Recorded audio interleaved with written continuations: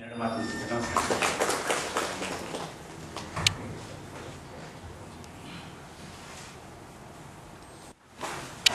ನಮಸ್ಕಾರ.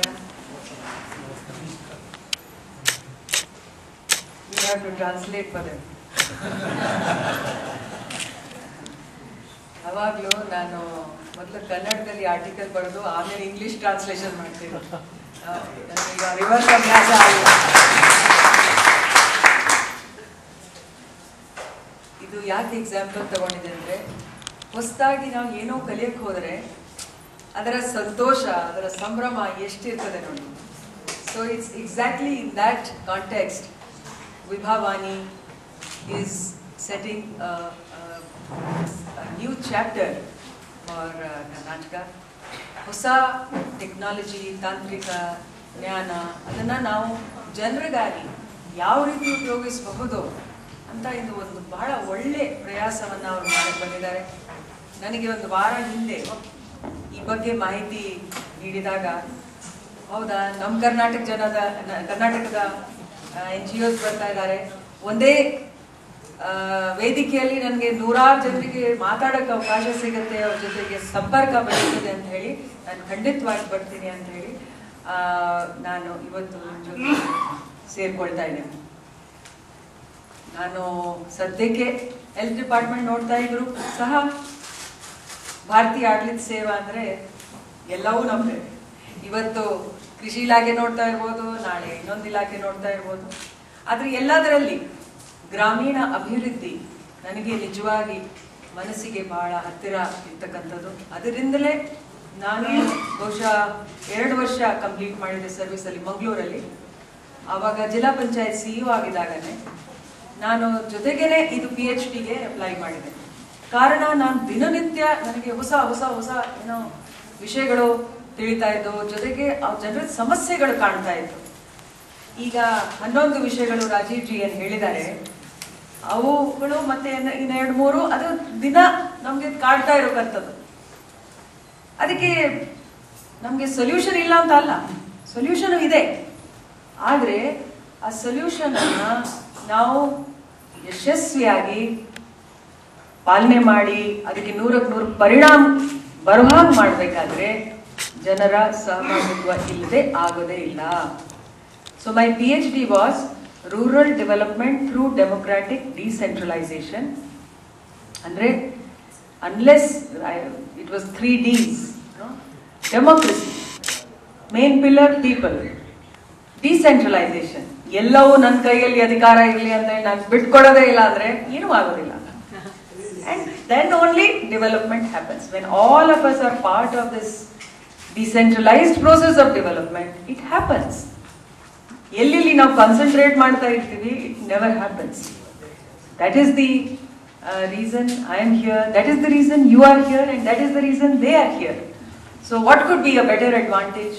And that too happening in this sacred place with the blessings of Guruji and all the positive vibes which will come into this endeavor. ನಾನೀಗ 2-3 ವಿಷಯಗಳು ತಮ್ಮ ಮುಂದೆ ಹೇಳಲಿಕ್ಕೆ ಇಷ್ಟಪಡ್ತೀನಿ. ನಾವು ಮುಖ್ಯವಾಗಿ ಬದುಕಬೇಕಾದ್ರೆ ಒಂದು ಒಳ್ಳೆ ಬಾಡಿ ಹೆಲ್ತ್ ಇರಬೇಕು. ಬಾಡಿ ಜೊತೆಗೆ ಮೆಂಟಲ್ ಹೆಲ್ತ್ ಎರಡು ಇರಬೇಕು. ಆವಾಗ ತಾನೇ ಪ್ರಪಂಚದಲ್ಲಿ ಇರ್ತಕ್ಕಂಥ ಟೆಕ್ನಾಲಜಿ ಆಗಲಿ ಅಥವಾ ಏನೇ ಅಭಿವೃದ್ಧಿ ಕೆಲಸ ಆಗಲಿ ನಾವು ಉಪಯೋಗಿಸ್ಕೊಳ್ಳಕ್ಕೆ ಸಾಧ್ಯ. ನಮ್ಮ ಹೆಲ್ತ್ ಡಿಪಾರ್ಟ್ಮೆಂಟ್ ಇಂದ ಡಾಕ್ಟರ್ ಶಾಸ್ತ್ರಿ ಎಲ್ಲಿದ್ದಾರೆ?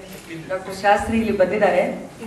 ಅವರು ಹೆಲ್ತ್ ಇಲಾಖೆಯಲ್ಲಿ, ಡಾಕ್ಟರ್ ಶಾಸ್ತ್ರಿ ಹೆಲ್ತ್ ಇಲಾಖೆಯಲ್ಲಿ ನಾವು ಏನೇನೋ ಕಾರ್ಯಕ್ರಮಗಳನ್ನು ಮಾಡ್ತಾ ಇದ್ದೀವಿ, ಅದರಲ್ಲಿ ಜನರ ಸಹಭಾಗಿತ್ವ ಪಾಲನೆಗೆ ಎಲ್ಲೆಲ್ಲಿ ಬೇಕಾಗಿದೆ ಅದ್ರ ಬಗ್ಗೆ ಮಾಹಿತಿ ಪತ್ರಗಳನ್ನು ಇಲ್ಲಿ ಕೊಡ್ತಾರೆ. ಜೊತೆಗೆ ಏನಾದರೂ ಇಂಟ್ರಾಕ್ಷನ್ ಇದ್ರೆ ಬೇಕಾದ್ರೆ ಅವರ ಒಂದು ದೀರ್ಘ ಅನುಭವವನ್ನು ತಾವು ಉಪಯೋಗಿಸ್ಕೊಳ್ಳಿ. ಅವರು ಎಲೋಪತಿ ಬ್ರಾಂಚ್ನವರು. ಸೊ ನಮ್ಮ ಸ್ಮಾಲ್ ಪಾಕ್ಸ್, ಆಮೇಲೆ ಪೋಲಿಯೋ, ಇವೆಲ್ಲವೂ ಈಗ ಹೋಗಿದೆ. ಹೇಗೆ ಹೋಗಿದೆ? ತಂತ್ರಜ್ಞಾನ ಇಲ್ಲದಿದ್ರೆ ಇದು ಆಗ್ತಿರ್ಲಿಲ್ಲ. ತಂತ್ರಜ್ಞಾನ ಆದ್ಮೇಲೆ ಆ ಜನರ ಹತ್ರ ಹೋಗಿರ್ಲಿಲ್ಲ ಅಂದ್ರೆ ಅವಾಗ ರೋಟರಿ ಸಂಸ್ಥೆಗಳು ಮುಂದೆ ಬಂದು ಪೋಲಿಯೋನ ನಾವಿವತ್ತು ಪೋಲಿಯೋ ಮುಕ್ತ ದೇಶ ಆಗಿದ್ದೀವಿ. ಪೋಲಿಯೋ ಮುಗಿದ್ರೆ ಇನ್ನೊಂದು ಶುರು. ಈಗೇನಾಗಿದೆ? Dengue dengue dengue chikungunya. ಆಮೇಲೆ ನಾನು ನಮ್ಮ ಡಾಕ್ಟರ್ಸ್ ಕೇಳ್ತಿರ್ತೀನಿ, ಈ ಸಣ್ಣ ಒಂದು ಏನೋ ಸೊಳ್ಳೆ, ಒಂದು small mosquito, such huge humanity, such huge resources, Institute of Science, this department, this government, that NGO. We are not able to handle this small mosquito. Do we need rocket science for that? I don't know. Do we need rocket science for that? ಅಥವಾ ಇದಕ್ಕೆ ಬಹಳ simple technique ಇದೆ. ಏನ್ simple technique? ಈರುಳ್ಳಿ ಬೆಲ್ಲ ಆಮೇಲೆ ಬರ್ತೀನಿ. ಆ ಸೊಳ್ಳೆನೆ ಬರಬಾರ್ದು ಅಂತ ಹೇಳಿ ಅದಕ್ಕೆ ಏನು ಸಿಂಪಲ್ ಟೆಕ್ನಿಕ್ ಇದೆಯಾ? ಇಲ್ಲ. ಏನು ಮಸ್ಕಿಟೋ ಬ್ರೀಡ್ ಆಗ್ಲಿಕ್ಕೆ ಬಿಡಬಾರ್ದು ಅಲ್ವಾ? ನಮ್ ಸುತ್ತಮುತ್ತ ತಾನೇ ಇದು ಬ್ರೀಡ್ ಆಗ್ತಾ ಇರೋದು. For human beings I can have family planning. For this mosquito what should I do? We have to have community planning, right? ಆ ಕಮ್ಯುನಿಟಿ ಪ್ಲಾನಿಂಗ್ ಮಾಡ್ಬೇಕಾದ್ರೆ one of the flagships we have mentioned, Swachhata. Without that ನೀವು ನಿಯಂತ್ರಣ ಮಾಡಕ್ ಸಾಧ್ಯನಾ? ನೀವು 100 ಔಷಧಗಳು ತಿನ್ನಿ, ಏನೇನ್ ಬೇಕಾದ್ರೂ ಮಾಡಿ, ಪ್ಲಾಟ್ಲೆಟ್ಸ್ ನಿಮ್ಮ ಬ್ಲಡ್ ಟ್ರಾನ್ಸ್ಫ್ಯೂಷನ್ ಮಾಡಿ, that's not the solution. Ground ರಿಯಾಲಿಟಿಯಲ್ಲಿ ನಮ್ಮ ರೂಟ್ ಕಾಸ್ ಎಲ್ಲಿದೆ ಅದನ್ನ ನೀವು ಜನರ ಜೊತೆ ಕೆಲಸ ಮಾಡೋರು ಬಹಳ ಚೆನ್ನಾಗಿ ಅರ್ಥ ಮಾಡ್ಕೊಳ್ತೀವಿ. ರೂಟ್ ಕಾಸ್ ಗೊತ್ತಾದ್ಮೇಲೆ ನಾವು ಅದನ್ನ ರೂಟ್ ಇಂದಲೇ ತೆಗೆದು ಹಾಕಿದ್ರೆ, ಅದಕ್ಕೆ ಬೇಕಾದ ಎಲ್ಲಾ ತಂತ್ರಜ್ಞಾನ, ಯಾವುದೇ ಜ್ಞಾನ ಉಪಯೋಗಿಸಿದ್ರೆ ಖಂಡಿತವಾಗಿ ನಮ್ಗೆ ಯಶಸ್ಸು ಸಿಗುತ್ತೆ. ದೆನ್ ವೈ ಇಸ್ ಇಟ್ ನಮ್ಗೆ ಸ್ವಚ್ಛತೆ ಮಾಡಕ್ ಯಾಕೆ ಆಗ್ತಾ ಇಲ್ಲ? ಇಷ್ಟೆಲ್ಲ ಸ್ಕೀಮ್ಸ್ ಇದೆ, there is no dearth of funds. 100 ಕೋಟಿ ಹಣ ಇದೆ ಗ್ರಾಮ ಪಂಚಾಯತ್ ಅಲ್ಲಿ. ಅವರು ಒಂದು ಇದು ಶೌಚಾಲಯ ಕಟ್ಟಕ್ಕೆ ಅವರು ಹಿಂದೆ ಮುಂದೆ ಓಡ್ತಾರೆ. ದಿನ ನಾವು ಮೀಟಿಂಗ್ಸ್ ನಲ್ಲಿ ಇದ್ಯಾಕೆ ಆಗಿಲ್ಲ, ಅದ್ಯಾಕಿಲ್ಲ, ಪರ್ಸೆಂಟೇಜ್ ಇಷ್ಟು ಕಡಿಮೆ ಹಾಕಿ, ಅಷ್ಟು ಕಡಿಮೆ ಹಾಕಿ. ಜನರ ಹಾಗೂ ಸರ್ಕಾರದ ಮಧ್ಯೆ ಒಂದು ಸೇತುವೆ ಇಲ್ಲ.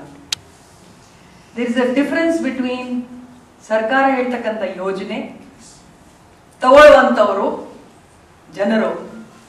They are not able to take the schemes. That is where your role is highly important. That means ಇಷ್ಟು ಒಂದು ಅವಕಾಶ ಇದ್ದಾಗಲೂ are we rising to the occasion? ನಾವು ಆ ಹಂತಕ್ಕೆ ಬಂದಿದ್ದೀವಿ ಅಥವಾ ನಮಗೂ ಬರ್ಲಿಕ್ಕೂ ತೊಂದರೆ ಇದೆಯಾ? As Rajeev ji told very nicely, ಅವ್ರು ನಿಮ್ಗೆ ಸಪೋರ್ಟ್ ಮಾಡಕ್ ರೆಡಿ ಇದ್ದಾರೆ, ನಿಮ್ಗೆ ಇಕ್ವಿಪ್ ಮಾಡಕ್ ರೆಡಿ ಇದ್ದಾರೆ, ನಿಮ್ಗೆ ರಿಸೋರ್ಸ್ ಪರ್ಸನ್ ಕೊಡ್ಲಿಕ್ಕೆ ರೆಡಿ ಇದ್ದಾರೆ. ಎಲ್ಲೆಲ್ಲಿ ಏನೇ ತಂತ್ರಜ್ಞಾನ ಎಲ್ಲೆಲ್ಲಿ ಆಗ್ತಾ ಇದೆ ಇಡೀ ದೇಶದಲ್ಲಿ ವಿದೇಶದಲ್ಲಿ ಅದನ್ನ ನಿಮ್ಮ ಹತ್ರ ತಂದ್ಕೊಡಕ್ಕೂ ರೆಡಿ ಇದ್ದಾರೆ. Ultimately, it is up to you and your grassroots workers ಅದನ್ನ ಉಪಯೋಗಿಸಿ ಜನರ ಹತ್ರ ತಗೊಂಡು ಹೋಗುವಂಥದ್ದು.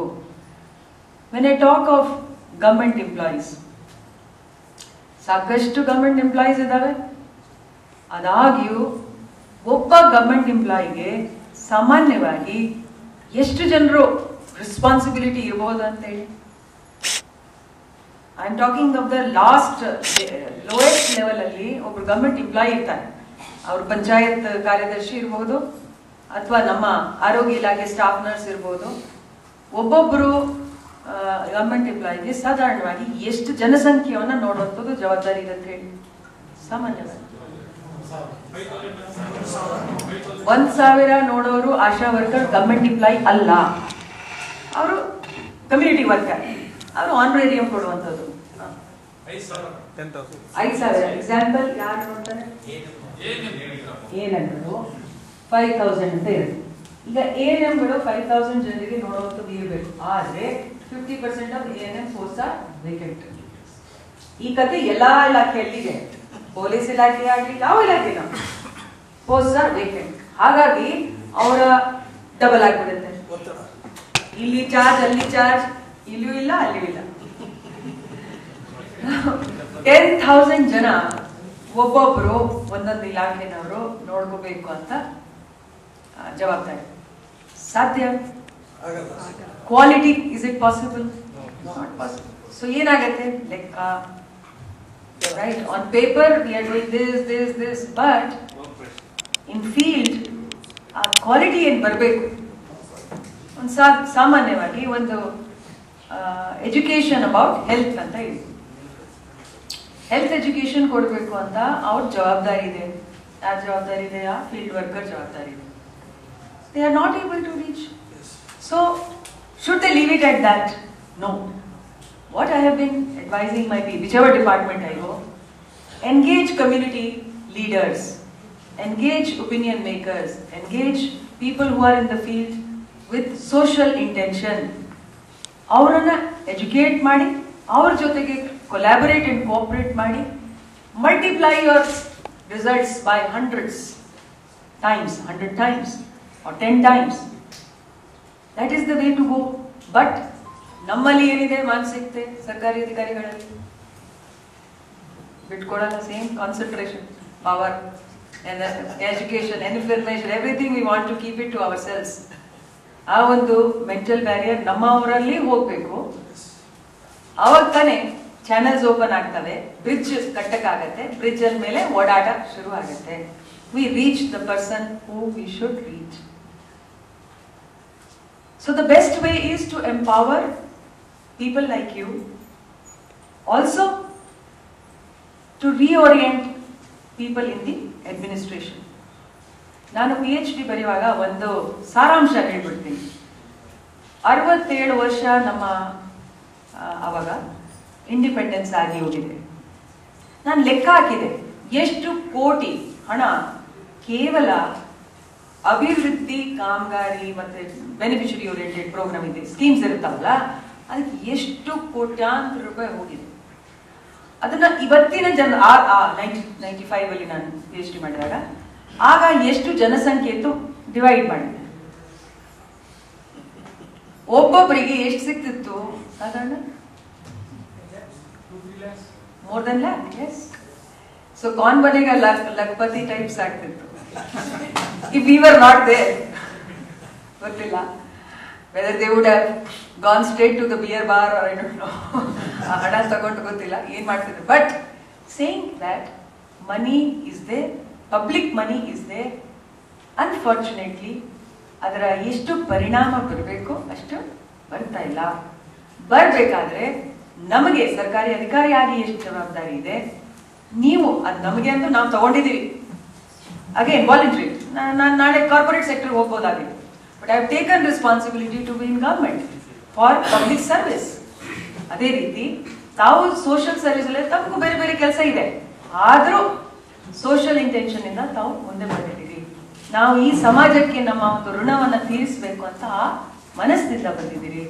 ಹಾಗಾಗಿ ನೀವು ಆಗ್ಲಿ ನಾವು ಆಗ್ಲಿ ನಮ್ಮ ಒಂದೇ ಧ್ಯೇಯ ಒಂದೇ ಉದ್ದೇಶ ಇದ್ರೆ ಕೈ ಜೋಡಿಸೋದಕ್ಕೆ ಸಾಧ್ಯ ಇದ್ದೇ ಇರುತ್ತಲ್ವಾ. There should be no problem. So who has to make the first handshake? somebody should come forward, right? So I am making the first step to take my hand towards you, and I expect ಅದೇ reciprocal ನಿಮ್ಮಿಂದ ಬರಬೇಕು. My officers, I can guide them, I can instruct them to be with you, whichever field you want to take up. As of now, I will help. Nale yari gottu, another department of I will help you there also. But let us start with health. So one of the flagship programs I would like to even introduce ಮಾಡಬೇಕಂದ್ರೆ malnutrition. ನಮ್ಮ ನಾವು ಬಡವರಿಗೆ ಬಗ್ಗೆ ಹೇಳ್ತೀವಿ, ಅವರು ಪಾಪ ಬಡವರು, ಊಟ 2 ಸಲ ಇದು ಇಲ್ಲ. ಇವಾಗ ಅಂತೂ ನಮ್ಗೆ ಅನ್ನಭಾಗ್ಯ ಎಲ್ಲ ಇದೆ. Everybody at least 2 meals per day ಅಂತೂ ಕರ್ನಾಟಕದಲ್ಲಿ ಸಿಗ್ತಾ ಇದೆ. But that is not nutrition ಅಲ್ವಾ? ಒಂದು ಹೊಟ್ಟೆ ತುಂಬೋದು ಒಂದು, ಬಟ್ ನ್ಯೂಟ್ರಿಷನ್ ಆಗೋದು ಇನ್ನೊಂದು. Nutrition means a balanced food for all micronutrients. If I'm just giving one proposition and I'm challenging all the scientists and all the program people, if we use our food as medicine, we don't need medicine. Is that right? And it is not what I have invented. It is not what Institute of Science ಹೇಳ್ತಾರೆ. ಯಾರು ಹೇಳಿದ್ದಾರೆ? ಅಜ್ಜಿ ನಮ್ಮ ಎನ್ಸೆಸ್ಟರ್ಸ್ ಹೇಳಿದ್ದಾರೆ. ಅವಾಗ ಎಷ್ಟು cases ಇತ್ತು cardiac diabetes, ಇದು ಈಗ ಎಷ್ಟಿದೆ? ಅವ್ರು ಏನ್ ಫಾಲೋ ಮಾಡ್ತಿದ್ರು, are we following it today? So let me introduce my Ayush doctor, very senior doctor, Dr. Ahalya is here with you. Our food as medicine, ಅವರು ಬಹಳಷ್ಟು ಅವರ ಹತ್ರ ಲಿಟ್ರೇಚರ್ ಇದೆ, ಬಹಳ ಸೈಂಟಿಫಿಕ್ ಆಗಿ ಸ್ಟಡಿ ಮಾಡಿದ್ದಾರೆ. She will share with you. Those of you who are interested, may kindly register ನಿಮ್ಮ interest ಅನ್ನ ಹೇಳಿ, ಥ್ರೂ ದ ಆರ್ಗನೈಸರ್ಸ್ ಮೂಲಕ ಹೇಳಿ. We will coordinate with you. ನಿಮ್ಮ ಸಂಬಂಧಪಟ್ಟ ಯಾರು ಇದಕ್ಕೆ ಮುಂದೆ ಬರ್ತಾರೆ, we will train you in getting the best of nutrition out of whatever we are growing around. ಅದೇ ನಮ್ಮ ಆಯುರ್ವೇದಿಕ್ ಕಾಲೇಜಸ್ ಇದೆ, ಅದರಲ್ಲಿ ಬಹಳಷ್ಟು ಸಂಶೋಧನೆ ನಡೀತಾ ಇದೆ. We have a lot of research going on in our Ayurvedic colleges. One of the research is this mosquito repellent extract. Somebody was mentioning here. Mosquito repellent extract. ನಮ್ಮ Bangalore Ayurvedic college ಅವರು ಕೆಲವು ಪ್ಲಾಂಟ್ಸ್ ಅನ್ನ ತೆಗೆದಿದ್ದಾರೆ. ಆ ಪ್ಲಾಂಟ್ಸ್ ಈಗ ಸಾಧಾರಣವಾಗಿ ಹೊಗೆ, ಅವರು ಬೇವಿನ ಎಲೆಯನ್ನ, neem leaves, that just dried up and ಸ್ವಲ್ಪ ಬೆಂಕಿ ಹಾಕ್ತಾರೆ, ಅಂಡ್ ದಟ್ ಹೊಗೆ itself removes whatever ಇದನ್ನ ಮಾಸ್ಕಿಟೋಸ್ ಅನ್ನ. ಈ ರೀತಿ ಕೆಲವು ಪ್ಲಾಂಟ್ ಎಕ್ಸ್ಟ್ರಾಕ್ಟ್ಸ್ ಅನ್ನ, ಪ್ಲಾಂಟ್ಸ್ ಅನ್ನ ಸಿಲೆಕ್ಟ್ ಮಾಡಿ ಅವರು ಸಂಶೋಧನೆ ಮಾಡಿದ್ದಾರೆ. ಆದ್ರೆ ಅವರಿಗೆ ಮಾಡೋರು ಬೇಕು ಟು ಕಮರ್ಷಿಯಲೈಸ್ ಇಟ್, ರೈಟ್? ಇದೇ ರೀತಿ ಫುಡ್ ಐಟಮ್ಸ್ ಅಲ್ಲಿ ಒಂದು ಬಹಳ ಒಳ್ಳೆ ಪ್ರಾಡಕ್ಟ್ ಅವರು ಆಯುಷ್ ಪುಷ್ಟಿ ಬಿಸ್ಕೆಟ್ ಅಂತ ತಯಾರು ಮಾಡಿದ್ದಾರೆ recipe.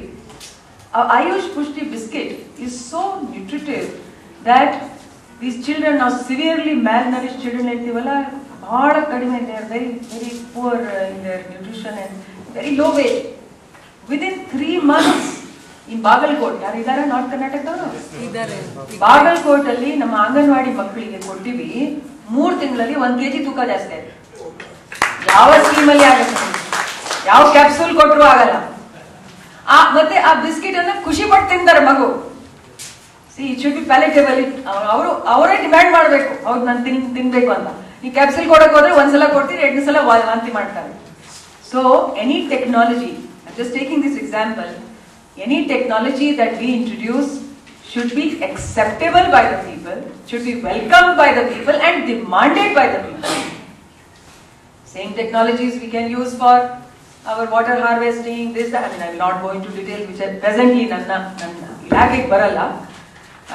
But I would like to say that nammalli sumaru ಒಳ್ಳೆ ಟೆಕ್ನಾಲಜಿ ಇನೋವೇಷನ್ಸ್ ನವರು ಬಹಳ ದಿನನಿತ್ಯ ನನ್ನ ಹತ್ರ ಬರ್ತಾ ಇದ್ದಾರೆ.